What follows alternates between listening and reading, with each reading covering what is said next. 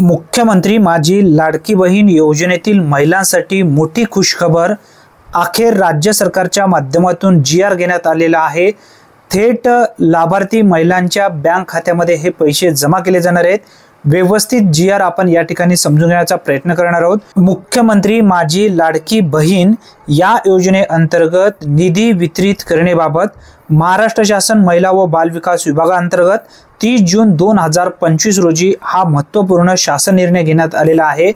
राज्यातील महिलांच्या आर्थिक स्वातंत्र्यासाठी आणि त्यांच्या आरोग्य आणि पोषणात सुधारणा करण्यासाठी आणि कुटुंबातील त्यांची निर्णायक भूमिका मजबूत करण्यासाठी महाराष्ट्र राज्यात मुख्यमंत्री माझी लाडकी बहीण या योजनेची अंमलबजावणी करण्यात येत आहे।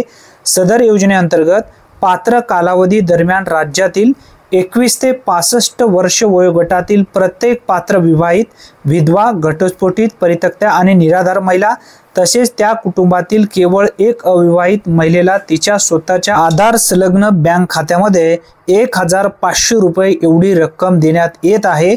सन 2025-26 या आर्थिक वर्षात मुख्यमंत्री माझी लाडकी बहीण या योजनेची मागणी करण्यात आलेल्या 28,290 कोटी इतक्या अर्थसंकल्पीय तरतुदीमधून 2,984 कोटी इतका निधी पात्र लाभार्थ्यांच्या आधार संलग्न बँक खात्यात लाभ हस्तांतरणाद्वारे म्हणजेच डीबीटी अंतर्गत अदा करण्याच्या अनुषंगाने वितरित करण्याची बाब शासनाच्या विचाराधीन होती।